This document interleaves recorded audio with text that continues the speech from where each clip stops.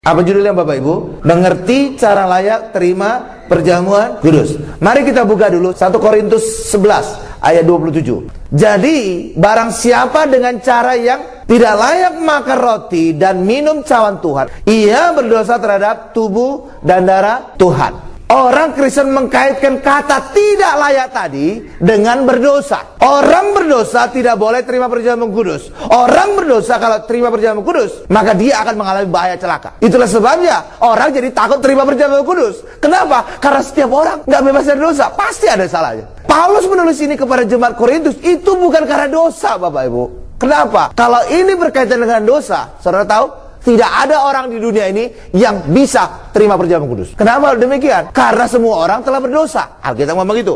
Roma 3:23 berkata, semua orang telah berbuat dosa dan kehilangan kemuliaan Allah. Itulah sebabnya kalau tidak layak tadi dikaitkan dengan dosa, mana ada orang yang terima perjamuan kudus? Karena itulah ini bukan menuju kepada orang berdosa atau tidaknya. Tidak, Bapak Ibu. Justru saat kita terima perjamuan kudus, dosa kita diampuni oleh darah Yesus. Benar, Bapak Ibu? Lalu ini berbicara tentang apa, Pak? Paulus berkata ini tidak layak. Ini menegur orang Korintus pada saat itu, gereja Korintus pada saat itu. Kenapa Paulus menegur mereka? Karena mereka saat terima perjamuan kudus tidak menerima manfaatnya, tidak mengerti manfaatnya, tidak mengakui manfaat dari perjamuan kudus. Lalu mereka perjamuan kudus ngapain, Pak? Mabok-mabok, pesta-pesta, bahkan juga orang kaya menghina orang miskin. Ya jelas saja Paulus berkata kamu tidak layak. Mereka mabok-mabok, Bapak Ibu. Mereka menghina orang miskin, dia layak, sama aja kan dengan nggak layak. Itulah sebabnya kata tidak layak itu bukan berkaitan dengan berdosa atau tidaknya manusia, tapi caranya mereka salah. Caranya mereka tidak mengakui bahwa lewat darah Yesus mereka diampuni dosa mereka, lewat tubuh Yesus mereka beroleh kesembuhan dan diberkati. Amin, Bapak Ibu. Jadi saudara, hari ini saya yakin saudara sudah ngerti. Cuma saudara bisa mengajar kepada orang lain bahwa kita orang Kristen, saudara layak menerima perjamuan kudus kalau sungguh-sungguh mengakui ini tubuh Yesus, ini darah Yesus. Amin, Bapak Ibu. Nah, ketika muncul kata tidak layak tadi, lalu apa ayat selanjutnya? Coba kita buka ayat 28 ya, Bapak Ibu. Maka orang harus menguji dirinya sendiri. Dengan apa cara menguji? Mengakui segala dosa-dosa, melihat dosa mereka dan mengakui dosa-dosa. Dan ini juga bukan yang dimaksud oleh Paulus, Bapak Ibu. Karena apa? Kalau menguji, mengakui dosa-dosa kita dikaitkan dengan mengakui dosa, menguji diri itu, Bapak Ibu, maka semua orang juga tidak layak terima perjamuan kudus. Semua orang tidak bisa terima perjamuan kudus. Kenapa? Ini kita baca dulu ayatnya, ayat 28. Demikian. Karena itu hendaklah tiap-tiap orang menguji dirinya sendiri, dan baru sesudah itu ia makan roti dan minum dari cawan itu. Nah, kata menguji ini juga banyak kali dikaitkan dengan melihat dosa dan mengakui dosanya. Semua dosanya harus diakui. Saya ingin katakan kepada kita, Bapak Ibu, tidak mungkin orang bisa mengakui semua dosanya. Kenapa demikian? Karena tidak mungkin orang mengingat semua dosanya. Karena bisa saja dosanya itu dosanya tanpa sadar. Benar, Bapak Ibu? Itu satu hal. Yang kedua, ada dosa keturunan, nenek moyangnya. Mungkin saudara, bapak, opung atau nenek di atasnya lagi gak kena. Padahal orang ini, nenek moyang saudara ini, pernah berlakukan dosa. Dosa apa? Penyembah berhala, dukun-dukun dan segala macam. Ini kan menurut kepada kita. Haleluya, Bapak Ibu. Dan ini harus diakui. Mana kita tahu, kenal aja enggak. Pada saat opung-opungnya kita masih hidup, kita belum lahir. Benar, Bapak Ibu? Itulah sebabnya kalau menguji diri dikaitkan dengan mengakui dosa, ini juga nggak, ya orang nggak bisa ikut perjamuan kudus. Nggak ada orang bisa ikut perjamuan kudus. Mana mungkin orang bisa mengakui dosanya semua. Benar, Bapak Ibu? Lalu ini berkaitan dengan apa? Menguji diri. Menguji diri, apakah orang yang terima perjamuan kudus sungguh-sungguh percaya ini tubuh Yesus, sungguh-sungguh percaya ini darah Yesus. Itu menguji. Itulah sebabnya kalau saudara membawa perjamuan kudus, membesuk orang atau famili gitu, Bapak Ibu, saudara jangan langsung kasih perjamuan kudus kepada famili saudara yang sakit, Bapak Ibu. Uji dulu. Mengujinya apa? Bapak Ibu percaya nggak ini sungguh-sungguh tubuh dan darah Yesus? Opung, tante, namboru percaya nggak ini darah Yesus? Ah gitu, Bapak Ibu. Ngujinya gitu. Kalau percaya, kasih. Kalau dia berkata, ah itu kan lambang, jangan kasih. Ya itu, jadi itu cara ngujinya. Bukan masalah kamu dosa atau enggak. Bukan. Semua kita berdosa kok. Ngapain ditanya-tanya? Saat kita terima darah Yesus, semua dosa kita diampuni. Amin, Bapak Ibu. Jadi bukan masalah dosa atau tidaknya, tapi menguji apakah orang itu sungguh-sungguh percaya ini tubuh Yesus, bukan lambang. Apakah orang itu percaya ini sungguh-sungguh darah Yesus, bukan lambang. Amin, Bapak Ibu. Itu ujinya. Dan ketika percaya sungguh-sungguh, maka kita semua layak terima perjamuan kudus. Haleluya. Jadi ini bukan berkaitan dengan dosa, karena semua kita juga telah berdosa. Ini bukan berkaitan dengan pengakuan dosa, karena tidak semua dosa kita bisa ingat. Jangankan dosa yang tidak sengaja, Bapak Ibu. Saudara, saya tanya aja, dosa 5 tahun yang lalu, saudara bisa ingat? Bisa aja saudara lupa. Mana mungkin saudara kita ingat semua dosa kita? Iya, karena itulah baik kita hari ini menguji diri. Tidak layak, itu bukan berkaitan dengan dosa, tapi itu berkaitan dengan apakah kita sungguh-sungguh percaya perjamuan kudus ini sungguh-sungguh tubuh Yesus, apakah ini sungguh-sungguh darah Yesus. Dan ketika kita percaya, maka kita bisa mendapatkan manfaatnya. Kalau hanya lambang, saudara tidak mengalami kuasa. Lambang pisau mana bisa memotong, lambang anjing mana mungkin menggigit. Lambang itu tidak bisa ada kuasa, tapi sungguh-sungguh, dan itu ada kuasa. Itulah sebabnya ketika kita terima ini tubuh Yesus sungguh-sungguh, darah Yesus sungguh, maka berkat Tuhan, kuasa Tuhan, tubuh dan darahnya akan kita alami di dalam kehidupan kita. Amin. Berikan dulu kemuliaan luar biasa bagi Tuhan Yesus, Bapak Ibu. Dan itu juga terbukti, Bapak Ibu, kalau kita lihat juga di dalam 1 Yohanes, Bapak Ibu, pengakuan dosa yang dikatakan dalam 1 Yohanes 1 ayat 9, coba kita buka, itu bukan berkaitan dengan dosa, tapi dalam bahasa aslinya itu dikaitkan bahwa kita harus sama, sejalan, percaya dengan firman Tuhan, dengan apa yang Tuhan katakan. 1 Yohanes 1 ayat 9, jika kita mengaku dosa kita, maka Ia, Allah berarti ini ya, Allah adalah setia dan adil, sehingga Ia, Allah, akan mengampuni segala dosa kita dan menyucikan kita dari segala kejahatan. Mengaku dosa dalam bahasa aslinya, ini ditulis dalam bahasa Yunani. Kalau dalam bahasa aslinya mengakui dosa-dosa itu homologio. Homo itu artinya sama, ya Bapak Ibu, ya kayak seperti orang homo itu sama jenis dia suka gitu, Bapak Ibu. Haleluya, haleluya. Ya, homo itu artinya sama. Logio itu artinya kata atau firman. Jadi homologio artinya adalah kita harus menyamakan diri kita dengan firman Tuhan. Dan apa kata firman Tuhan? Kata firman Tuhan bahwa segala dosa kita telah dihapus oleh darah Yesus. Apa kata firman Tuhan? Bahwa Allah telah melupakan dosa-dosa kita. Itulah sebabnya mengakui dosa artinya kita percaya bahwa dosa-dosa kita telah diampuni oleh Yesus, dan juga kita percaya bahwa Allah telah melupakan dosa-dosa kita. Amin. Berikan dulu kemuliaan luar biasa bagi Tuhan Yesus. Haleluya. Kita masuk pada bagian kedua. Orang Israel menolak roti mana. Roti mana itu adalah berkat dari sorga. Dan apa yang terjadi? Ketika mereka menolak roti mana, Allah murka dan Allah mendatangkan kutuk. Kutuknya apa? Berupa ular tedung. Bilangan, coba kita lihat. Bilangan 21 ayat 5 sampai dengan 6. Lalu mereka berkata-kata melawan Allah dan Musa. Mengapa kamu memimpin kami keluar dari Mesir, supaya kami mati di padang gurun ini? Sebab di sini tidak ada roti dan tidak ada air, dan akan makanan hambar ini kami telah muak. Lalu Allah menyuruh ular-ular tedung ke antara bangsa itu, yang memagut mereka, sehingga banyak dari orang Israel itu yang mati. Dan inilah gambaran setan. Karena itulah ditujukan hanya ular yang menyerang mereka. Padahal di padang gurun sebenarnya banyak hewan berbisa. Amin Bapak Ibu. Ya, kenapa? Karena ini menunjukkan setan, gambaran setan. Jadi kapan saja orang menolak Yesus, setan akan menyerang dia dan membuat dia sakit, membuat dia juga mati. Amin Bapak Ibu. Haleluya. Ya, haleluya. Haleluya. Lalu solusinya apa? Saudara tahu solusinya apa? Allah menyuruh Musa menggantung, membuat ular tembaga dan menggantung di sebuah tiang. Nah, ini juga bisa saudara kritisi, saudara lebih jeli Bapak Ibu. Kenapa harus ular tembaga, Pak? Langsung aja ular hidup digantung. Itu lebih murah, lebih gampang. Kalau mereka digigit ular Bapak Ibu, berarti sekitar mereka banyak ular. Getok aja satu kepala aja. Haleluya Bapak Ibu, langsung gantung. Ini di ular yang sudah digetok ini. Itu kan lebih murah. Kenapa bukan ular hidup? Kenapa harus dibuat dulu tembaga, dipanasi, dibentuk kayak ular, baru digantung? Kok jangan repot amat? Kenapa harus ular tembaga Bapak Ibu? Karena ini gambaran Yesus. Dan Yesus bukan ular beneran nanti tergantung. Yesus tergantung di salib itu bukan ular beneran. Itu Yesus yang menanggung dosa kita. Bukan dosa Yesus, dosa kita yang ditanggung kepada Yesus. Itulah sebabnya bukan ular beneran yang digantung oleh Musa, tetapi ular tembaga. Kenapa harus tembaga Pak? Sekalian aja ularnya itu dibuat dari kayu. Karena semua orang Israel dulu juga selalu punya tongkat kayu, Bapak Ibu. Tongkatnya juga udah mirip-mirip ular gitu, Bapak Ibu. Ada bengkok itu di atasnya gitu, Bapak Ibu. Itu aja digantung gitu. Lebih murah, langsung jadi. Kenapa harus ular tembaga? Karena berbicara tembaga di Alkitab selalu berbicara penghakiman. Dari Yesus tergantung sebagai ular untuk mengalami penghakiman dari Allah. Itulah sebabnya harus dibuat dari ular tembaga. Haleluya. Berikan dulu kemuliaan luar biasa bagi Tuhan Yesus. Rada jelimet ya.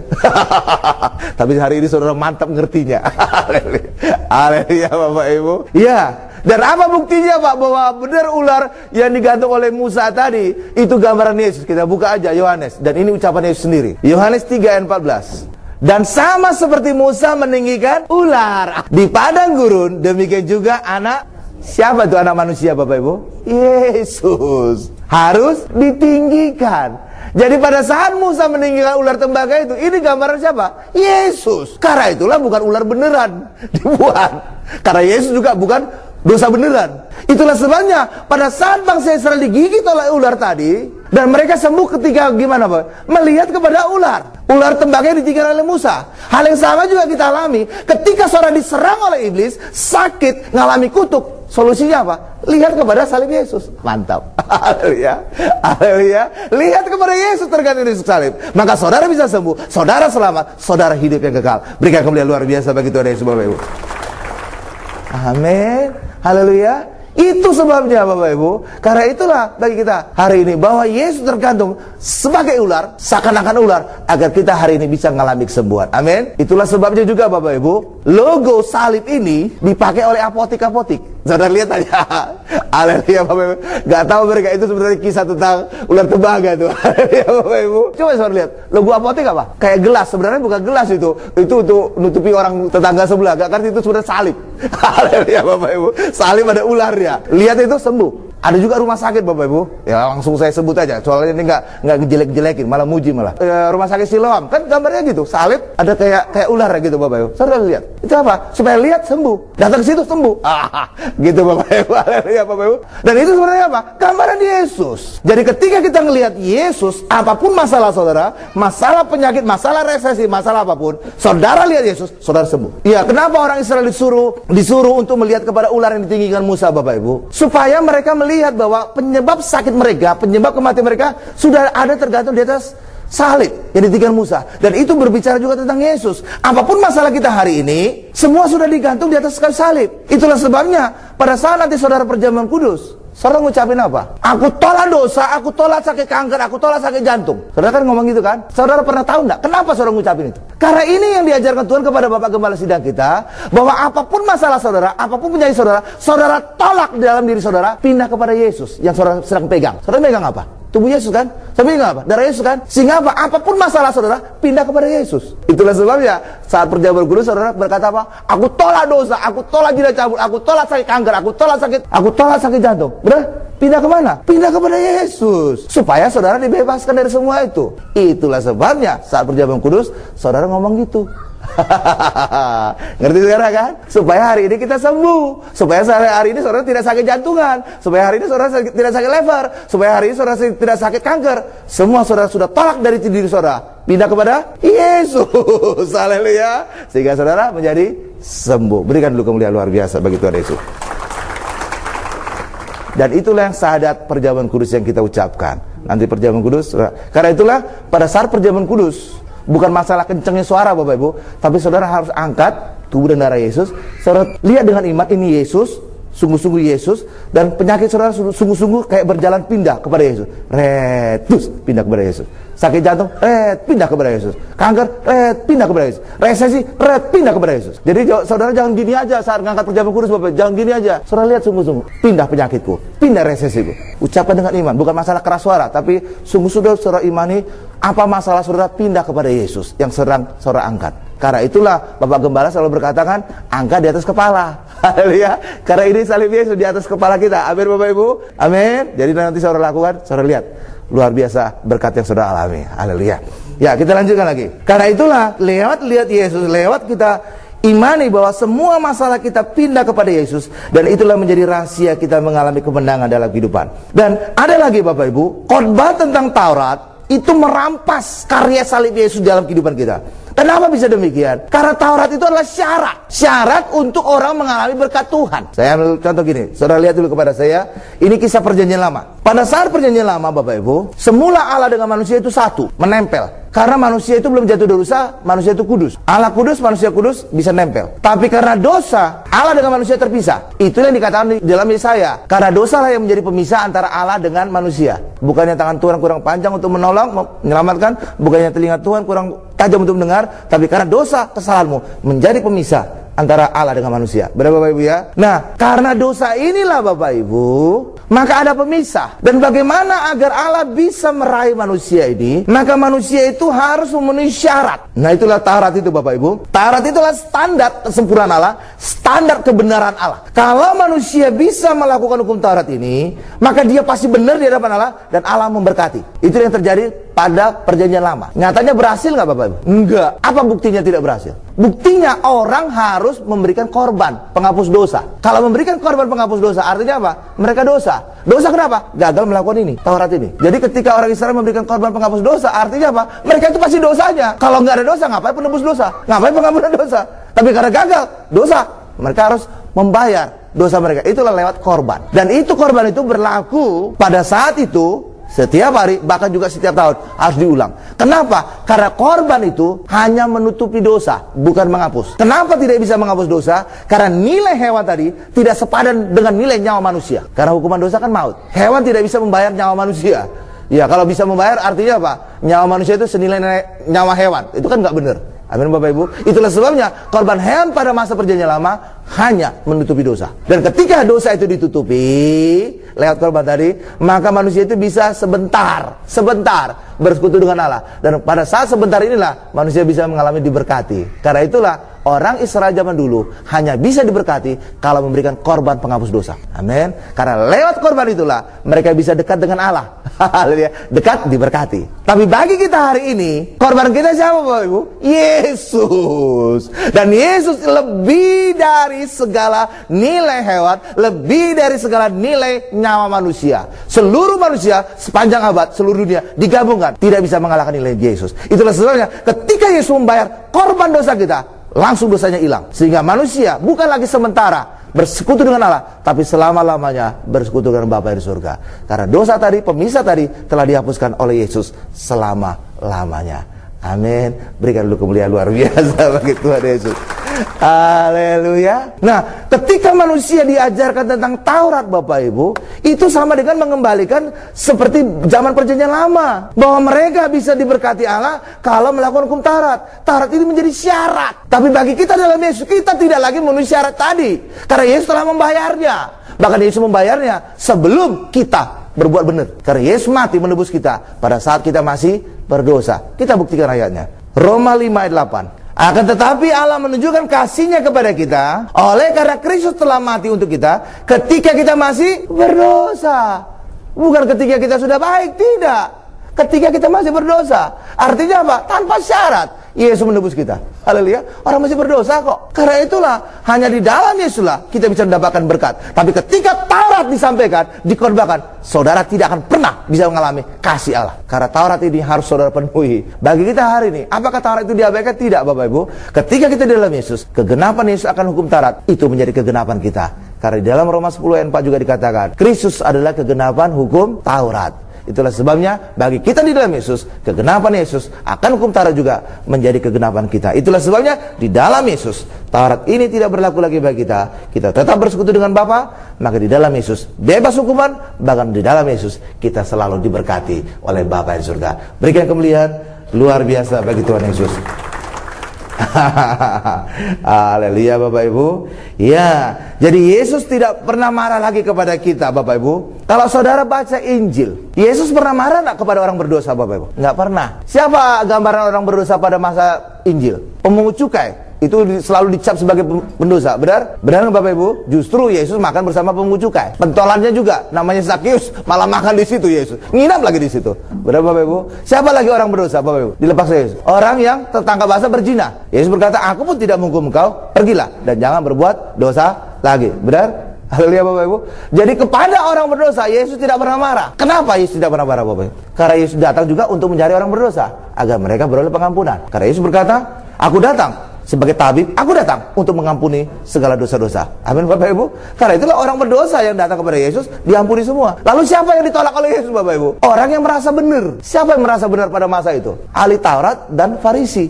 Mereka berkata, ngapain kami datang kepada Yesus? Kami sudah melakukan hukum Taurat, makanya kami namanya ahli Taurat. Ngerti Taurat, hidup Taurat, kami tidak perlu Yesus. Dan inilah mereka yang ditolak oleh Yesus. Itulah sebabnya saudara lihat di dalam Injil, kata-kata yang paling keras dari Yesus kepada mereka ini. Yesus berkata apa? Kamu itu ular, kamu itu keturunan ular beludak, kamu itu kayak kuburan, luarnya putih, dalamnya tulang belulang yang bau busuk. Haleluya Bapak Ibu.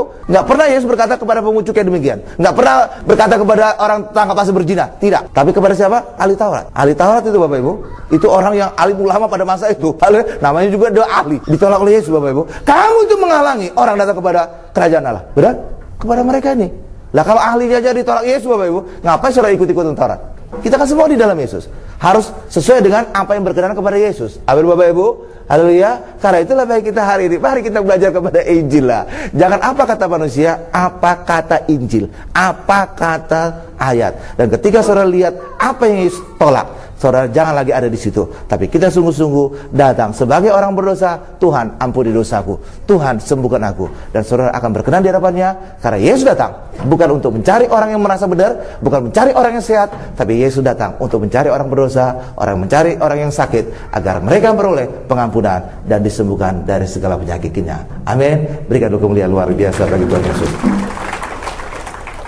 Kita buktikan ayatnya ya, Markus 2 ayat 17. Yesus mendengarnya dan berkata kepada mereka, bukan orang sehat yang memerlukan tabib, tapi orang sakit. Aku datang bukan untuk memanggil orang benar, melainkan orang berdosa. Supaya apa? Dosanya diampuni. Karena itulah kita bisa datang. Apapun kondisi saudara, datang kepada Yesus. Maka apa? Saudara disembuhkan. Maka apa? Saudara diampuni segala dosa-dosa kita. Tapi ketika saudara merasa benar sendiri, maka saudara menjadi juru selamat bagi diri saudara sendiri. Aku, karena kekudusanku, aku menjadi diberkati. Karena kehebatanku, aku begini. Karena amal baktiku, aku gitu. Wah, dia menjadi juru selamat bagi dirinya sendiri, Bapak Ibu. Tapi hari ini kita selamat hanya karena Yesus. Kita sembuh hanya karena Yesus. Kita mengalami hari ini kita diberkati hanya karena Yesus. Dan itulah hari ini perjamuan kudus. Karena itulah gereja Tiberias dikatakan mempersiapkan jemaat yang kudus. Artinya apa? Karena kita terima perjamuan kudus.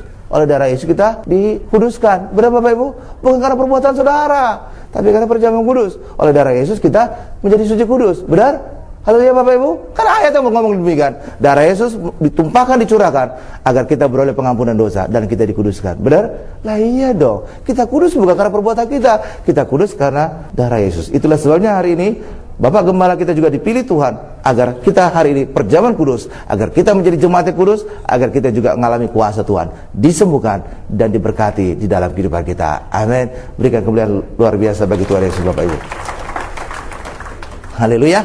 Nah, sekarang kita masuk kepada bagian ketiga. Mengakui dan mengerti tubuh Tuhan. Mengakui dan mengerti tubuh Tuhan. 1 Korintus 11 ayat 29-30. Karena barang siapa makan dan minum tanpa mengakui tubuh Tuhan, ia mendatangkan hukuman atas dirinya. Sebab itu banyak di antara kamu yang lemah dan sakit, dan tidak sedikit yang meninggal. Maksudnya apa Pak? Hukuman ini. Ini hukuman atas dunia. Karena ketika manusia jatuh dalam dosa, dunia dihukum Bapak Ibu. Maka manusia punya karakter gini, sifatnya. Semakin umur, maka manusia itu akan semakin lemah. Dan ketika manusia sudah makin lemah, maka gampang terserang virus, maka gampang sakit. Ketika sakit-sakitan, nah terakhirnya adalah game over, monding, nah gitu Bapak Ibu. Kira-kira gitulah. Jadi ada urutannya ini. Ya itu yang dikatakan tadi. Dan inilah yang dialami oleh dunia. Jadi tidak ada kaitannya sebenarnya dengan perjamuan kudus Bapak Ibu. Tapi seringkali perjamuan kudus dipersalahkan. Oh karena salah perjamuan kudus maka kamu nanti lemah, sakit dan mati. Padahal Bapak Ibu, tanpa perjamuan kudus saja seluruh dunia juga mengalami ini. Tanya aja tetangga sebelah juga. Percaya demikian. Pasti lemah dulu, sakit-sakitan, baru meninggal. Benar Bapak Ibu? Ini hukuman Allah terhadap dunia secara keseluruhan. Tapi Allah tidak ingin menghukum umatnya. Lalu bagaimana? Allah memberikan Yesus, memberikan tubuh dan darahnya agar kita tidak mengalami hukuman dunia. Haleluya Bapak Ibu. Ya, caranya dengan menerima tubuh dan darah Yesus. Darah Yesus menebus dosa kita, tubuh Yesus membuat kita kuat, membuat kita sehat. Sehingga apa? Ketika kita mengakui tubuh Yesus, hukuman atas dunia ini tidak kita alami. Jadi hukuman ini atas dunia Bapak Ibu, bukan ada kaitannya karena kita salah perjamuan. Enggak, ini hukuman atas dunia berlaku umum. Nah, ketika kita mengakui tubuh Tuhan, maka kita beroleh solusi. Sehingga apa? Saudara tidak lagi lemah, saudara kuat saat terima perjamuan kudus, ngakui tubuh Yesus. Pada saat saudara kuat, saudara tidak gampang terang penyakit, saudara menjadi sehat. Ini dia. Dan ketika saudara sehat, ini mati ini jauh. Haleluya. Itu sebenarnya bukan mati aja, harus dikatakan mati muda. Kenapa? Kalau umurnya 100 tahun itu udah wajar. Benar Bapak Ibu ya? Justru kadang-kadang orang kaget. Oh, 100 tahun, awet banget, kuat banget. Benar kan Bapak Ibu ya? Benar kan? Iya, udah wajar memang. Haleluya. Tapi kalau matinya umur 20, itu orang kaget. Kenapa ya? Sakit ya? Tabrak ya? Kecelakaan ya? Benar Bapak Ibu ya? Jadi yang mati muda ini maksudnya. Haleluya. Kalau dalam Alkitab bahasa Inggris itu nggak disebut mati, malah sleep, tidur. Karena memang orang Kristen tidak pernah mati, karena pada saat Yesus datang kedua kali, semua kita pada dibangunkan. Amin Bapak Ibu. Nah, ini sebenarnya bukan hukuman dari Allah. Karena seringkali juga banyak orang Kristen salah Bapak Ibu. Ketika orang dosa, maka orang itu akan dihukum oleh Allah dengan penyakit, dengan segala macam. Padahal tidak. Allah tidak pernah menghukum. Kenapa Bapak Ibu? Kalau Allah menghukum, Allah itu jadi kacau. Loh, kok bisa Pak? Iyalah. Kalau seandainya Allah menghukum Bapak Ibu, berarti Allah Bapa menghukum, tapi anaknya Yesus menyembuhkan. Kan aneh. Satu menghukum, satu lagi menyembuhkan. Allah jadi nggak akur ini jadinya. Bapaknya menghukum, anaknya malah menyembuhkan. Oleh birunya kita sebutkan, haleluya Bapak Ibu. Karena itulah, ya ajaran mengatakan bahwa ketika kita dosa, Allah menghukum, itu membuat Allah jadi kacau. Bukan itu sebenarnya. Lalu gimana Pak? Pada saat manusia belum berdosa Bapak Ibu, apa yang terjadi? Kemuliaan Allah melingkupi manusia. Karena manusia itu kudus, belum dosa, maka masih bersatu. Dosa yang membuat manusia terpisah dengan Allah. Amin. Nah, pada saat gini, iblis selalu menyerang Bapak Ibu. Selalu menyerang Bapak Ibu. Menyerang dengan penyakit, melalui resesi. Dan itu yang terjadi pada Ayub. Selama Ayub dipagari perlindungan Allah, maka serangan iblis tidak mempan. Tapi rupanya iblis pernah membujuk Allah sehingga, ya Bapak, cabutlah pagarmu itu. Lihatlah nanti sikapnya si Ayub. Dan benar-benar dicabut Bapak Ibu. Dan apa akibatnya? Ketika dicabut pagar ini, semua serangan iblis langsung kena kepada Ayub. Bapak belur dia. Benar Bapak Ibu? Hal yang sama juga terjadi pada kita. Ketika kita belum jatuh dalam dosa Bapak Ibu, maka kemuliaan Allah membungkus kita. Dan apa akibatnya Bapak Ibu? Serangan iblis apapun, apakah penyakit, resesi, masalah, tidak pernah saudara alami. Kebal saudara. Tapi ketika saudara dosa, maka Allah tidak mungkin bersekutu dengan saudara. Allah pergi. Termasuk juga perlindungan Allah pergi dari saudara. Plus, saudara menjadi terbuka. Saudara menjadi telanjang. Itulah sebenarnya Adam dan Hawa ketika jatuh dosa langsung merasa telanjang. Tidak lagi kemuliaan Allah dalam diri mereka. Dan hasilnya apa? Serangan iblis, serangan penyakit, serangan masalah langsung kena, tembus. Jadi mereka mengalami penyakit, kita mengalami banyak masalah. Itu bukan karena Allah, tapi karena Allah meninggalkan perlindungannya atas kita. Dicabut Bapak Ibu. Jadi penyakit itu semua dari iblis. Tapi kita mengalaminya ketika kita dosa, itu karena perlindungan Allah tidak ada lagi atas kita. Jadi saudara sakit ketika dosa bukan karena Allah, tapi karena setan ini menyerang saudara. Tapi perlindungan Allah tidak ada lagi. Tapi ketika kita bertobat kembali, bersekutu dengan Allah, kemuliaan Allah kembali atas kita. Akibatnya apa? Serangan iblis apapun itu tidak tembus lagi atas kita. Sembuhlah kita, sehat. Jadi semuanya dari iblis. Tapi kita bisa mengalami atau tidak, tergantung kita bertobat atau tidak, bersekutu dengan Allah atau tidaknya. Jadi semuanya bukan masalah dari Allah. Amin Bapak Ibu. Karena itu jangan lagi punya pikiran kita ketika berdosa Allah yang menghukum. Itu jadi aneh. Masa Bapak menghukum, anak menyembuhkan. Dari mana itu caranya? Jadi Allah berantem jadinya. Bapak ngomong apa, anak ngomong apa, ribut lagi. Haleluya Bapak Ibu. Jika ketika Yesus melayani, menyembuhkan segala macam, artinya apa? Yesus membatalkan semua hukuman Allah. Kan kacau dari Bapak Ibu. Allah bertentangan. Bapak ngomong apa, anak ngomong apa. Hari ini saudara mengerti bahwa ketika kita berdosa, perlindungan Allah, pagar Allah tidak lagi atas diri kita, sehingga serangan iblis tembus atas kita. Tapi ketika kita kembali bertobat, bersekutu dengan Allah, perlindungan Allah kembali, maka saudara terhindar dari semuanya. Amin. Berikan kemuliaan luar biasa bagi Tuhan Yesus. Supaya kita punya pemahaman yang benar Bapak Ibu. Haleluya. Jangan lagi berpikir Allah menghukum manusia, gak ada itu.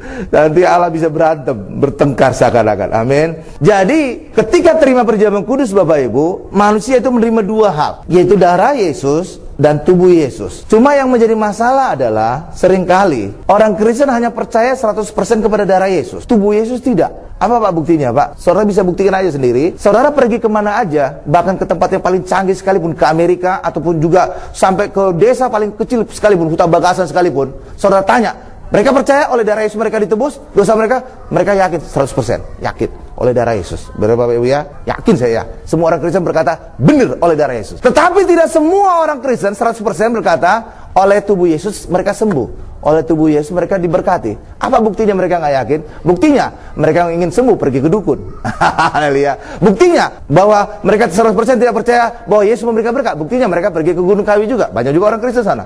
Ya Bapak Ibu. Haleluya. Itu menjadi bukti. Dan saudara bisa buktikan juga 100% darah Yesus menyelamatkan kita. Tidak ada orang Kristen yang pergi ke dukun untuk selamat. Benar Bapak Ibu? Tidak ada orang Kristen yang pergi ke Gunung Kawi untuk selamat. Nggak ada kan? Semua yakin 100% oleh darah Yesus, tapi tidak 100% percaya tubuh Yesus yang memberkati kita, yang menyembuhkan kita. Amin. Karena itulah hari ini kita terima perjamuan kudus, kita sungguh-sungguh yakin. Dan ketika kita yakin tubuh Yesus menyembuhkan kita, maka hukuman Allah atas dunia itu kita tidak alami lagi. Jadi hukum alami tadi bahwa manusia itu lemah, bahwa manusia itu menjadi sakit, bahwa manusia itu menjadi mati, ini kita tidak alami Bapak Ibu. Karena apa? Pada saat kita percaya tubuh Yesus Bapak Ibu, maka kita menjadi kuat, maka kita menjadi sembuh, dan ini kematian akan jauh dari kehidupan kita. Karena itulah terima perjamuan kudus, sungguh-sungguh kita yakin bahwa darah Yesus mengampuni dosa kita, dan tubuh Yesus memberikan kita kekuatan kesehatan sehingga kita panjang umur, sehat, dan diberkati. Berikan dulu kemuliaan luar biasa bagi Tuhan Yesus. Haleluya. Karena itulah orang Kristen harus mengerti tentang tubuh Yesus ini untuk memberikan kita kesembuhan, untuk memberikan kita berkat Bapak Ibu. Tetapi banyak kali iblis itu menipu kita, membuat kita jadi bingung Bapak Ibu. Iya Bapak Ibu. Sehingga seperti tadi itulah kata tidak layak itu sampai dipelintir oleh iblis bahwa tidak layak itu berkaitan dengan dosa, sehingga apa? Membuat orang Kristen takut terima perjamuan kudus. Jadi iblis itu mempelintir, dan itu juga menjadi bukti Bapak Ibu, iblis itu tidak punya kuasa lagi. Kerjanya hanya menipu, kerjanya hanya berbohong. Karena itulah di dalam Yohanes dikatakan bahwa iblis adalah bapa segala dusta. Kenapa iblis berdusta Bapak Ibu? Karena tidak ada kuasa lagi. Kita buktikan ayatnya tuh, bahwa iblis tidak punya kuasa. 1 Petrus 5 ayat 8. Sadarlah dan berjaga-jagalah. Lawanmu si iblis berjalan keliling sama seperti singa yang mengaum-ngaum dan mencari orang yang dapat ditelannya. Dan kepada saya jelaskan kenapa iblis itu seperti singa berkeliling mengaum-ngaum Bapak Ibu. Karena dia tidak punya kuasa, hanya gertak saja dengan aumannya, aum, aum, sehingga orang jadi gemetaran Bapak Ibu, itir-itir ya Bapak Ibu, itu bahasa Korea aja. Ya. Kalau iblis itu berkuasa, dia tidak akan berkeliling. Kenapa? Langsung aja terkam aja semua, telan aja semua, benar? Tapi karena dia tidak berkuasa, dia cari yang lemah, yang gampang digertak. Itu satu. Yang kedua, di mana-mana kalau secara biologi, atau juga saudara pernah lihat cable vision atau apapun itu berbayar gitu Bapak Ibu tentang singa. Singa itu di mana-mana, itu kalau menyerang korbannya Bapak Ibu tidak pernah bersuara. Diam-diam, ngendap-ngendap, dekati mangsa.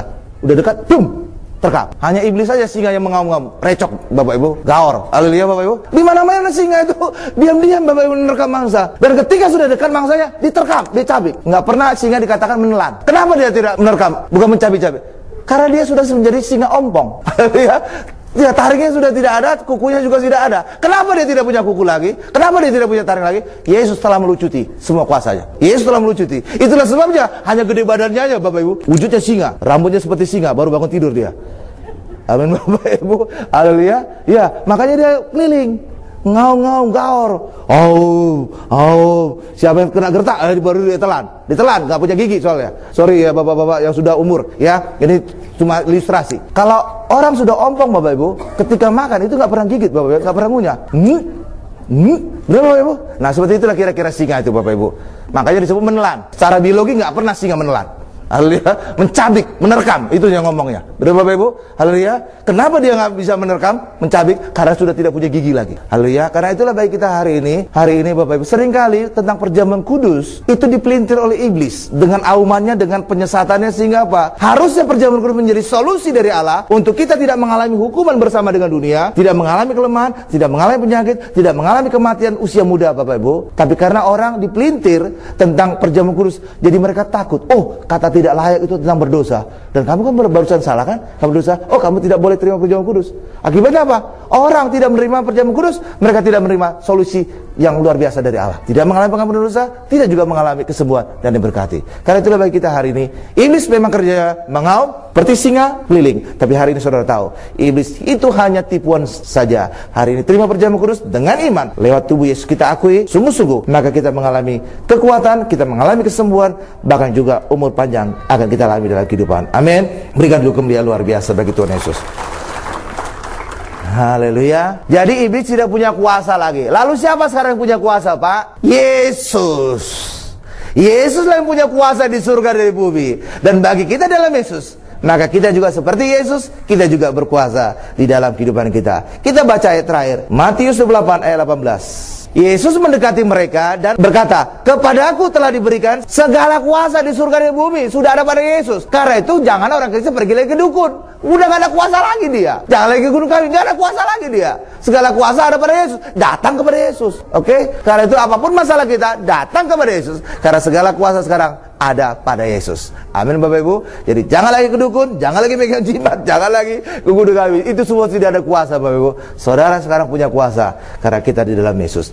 Iblis itu hanya mendakwa kita. Mendakwa kita juga langsung kepada kita loh Bapak Ibu.